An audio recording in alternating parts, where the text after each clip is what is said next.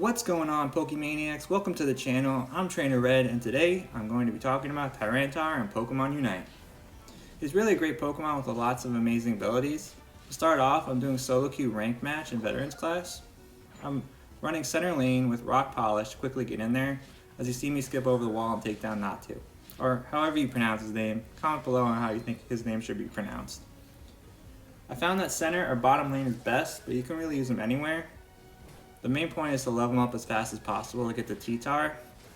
You can see that Larvitar, and eventually as I grow into Pupitar, you are not that ridiculous, but once you reach T-Tar level 9, that's when you really see a difference of power. So going center lane is the best choice to really rack up EXP.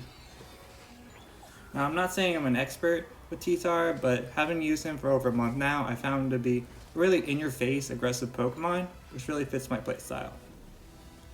I found that running Focus Band, Muscle Band, and Razor Claw is the best for me personally. Muscle Band and Razor Claw are great for boosting up my attack, while Focus Band helps me get through those tough situations when I'm low HP, and it comes in clutch when I'm down a bit. I need additional HP to really push through a fight. Now, right now I'm trying to get as much EXP as possible as a defender goal with the fattest berry I have ever seen. I've seen some people using stacking weight and Ao's cookie instead of Muscle Band and Razor Claw, but I found myself not having as much power in a match, especially when I'm unable to score as much with him. My setup gives him power right away if you're unable to score that much during a match. This definitely happens on higher ranked matches, and with T-Tar not being as fast as some others, it can be hard to score and get out. Especially when Pupitar is like hobbling to safety as slow as possible. I usually start getting clobbered as much when I just like try to score and the enemy comes out of nowhere and I have no teammates in sight. So a good tip with T-Tar and a good strategy, we grind and level while defending and then scoring when you get the opportunity, helping out teammates as much as possible. Right now I'm hitting center as much as I possibly can to get those buffs and EXP, and then I'm going back to help that funny looking berry. As you see, I'm cleaning up wild Pokemon so the enemy doesn't have a chance to get as much EXP, and I'm pushing them back so they stay on their side and not advancing. Get that berry, and the other berry is taking a nap, I guess. So I go for the flock of dragon pigeons to get more EXP. I get knocked out, but that's okay because I'm just going back to the center to gain more EXP. I'm almost to level 9, so I just need a little bit more to go, and then the show really begins. I used Rock Polish move to get over that pesky wall again to take out the Baltoy. I then hobble over before I realize that that blue buff is still there, so I make a U-turn to that blue buff Pokemon.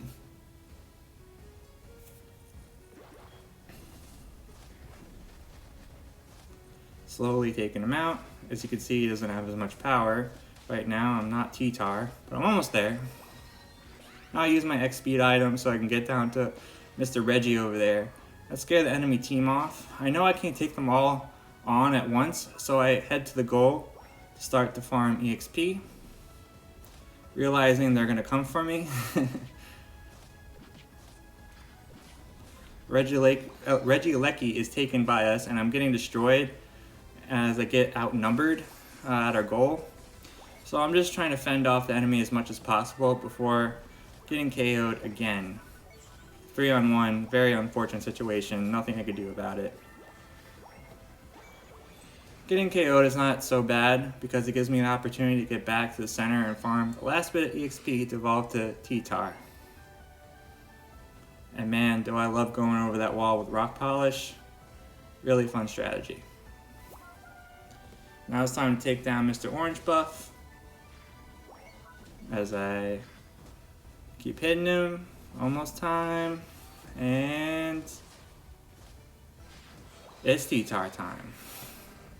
Now I'm using Dark Pulse and Sand Tomb. Ancient Power is good for up close battles, but he can really help with T-Tar's mobility issue as much as possible. Sand Tomb initially gives him a little jump to catch up with faster Pokemon. You could then do some crazy moves with the second phase The second phase is a wave that brings the enemies back who are running away, so you can just Hulk smash them into oblivion. This is great for going up against speedsters, like the newly added Dodrio, who likes to get in a fast score and then run away like a scared chicken. With Sand Tomb, you could reel them back in and have a finger-licking good time. In combination with choosing Sand Tomb over Ancient Power, I also equipped him with X-Speed to help him out. You know, thick thighs save lives, but that can only happen if you get into a fight where there's no escape from the enemy, for the enemy. This is why you need a speed bump to get those big legs moving. Now T-Tar was ridiculous. First week he came out, I was stomping fools left and right with Ancient Power, Dark Pulse combo. Even after being slightly nerfed, I still is very good, the power is still very nice. Like I said, he is very in-your-face Pokemon, so if you're in his range, look out. His flaws are being slow and having a limited range, which makes him balance in a way when you think of his power that he can output. He really falls short when going up against ranged Pokemon from far away, so if you get into that situation, just use X-Speed to run away. I sometimes like to hide in a bush and then yell, "Surprise!" as I start whooping unsuspecting trainers. Alright, now we're almost at the 2-minute mark, so I'm just trying to get as much EXP as possible and have that level up against the enemies. So the higher level you can have against enemies allows you to crush them when Rayquaza pops up, so you can take him out and score. I use that Unite move right now to stop enemies from getting Regieleki. It's a good point to use it now, because I'll get it back when Rayquaza comes around.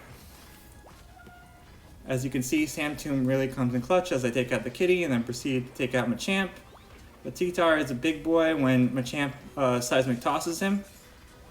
I then see that the enemy team is there, but then I say screw it. I'm gonna just try and go in and take them out as much as possible, only to reach my demise because there's too many of them. So just waiting out until I can revive again.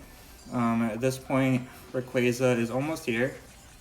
So after reviving in just a sec here, I'm going to quickly port over the center, get these buffs and XP I need for a final showdown in the center of the map.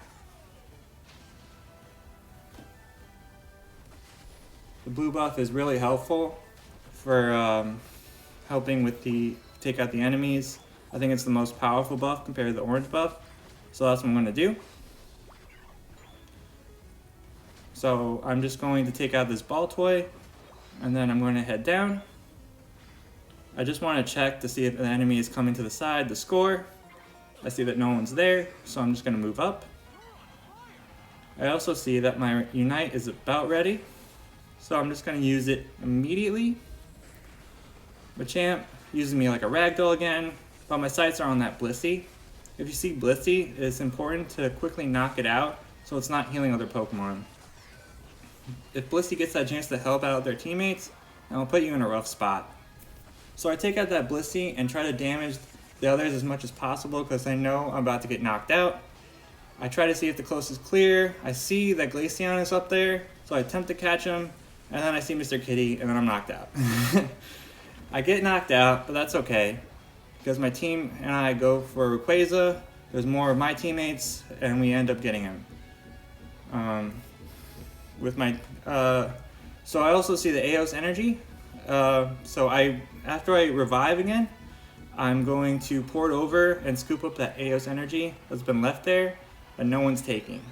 The rest of my teammates are defending, so I just find it an opportune time to go to the middle, scoop up the energy, get that green berry to speed me up a little bit, because I am slow, and then head down to that last score in the bottom lane.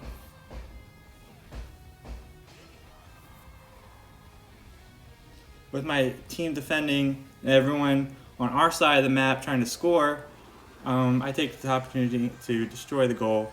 50 points times 2 at the end is 100. There goes their goal.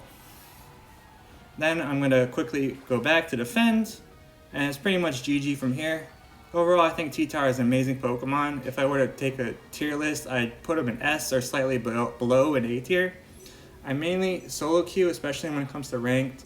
So this is where I'd put them. And if you're like me and you just queue up with a bunch of randos, and that is it for now.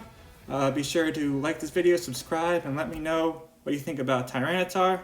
And I'll see you in the next video. Bye, guys.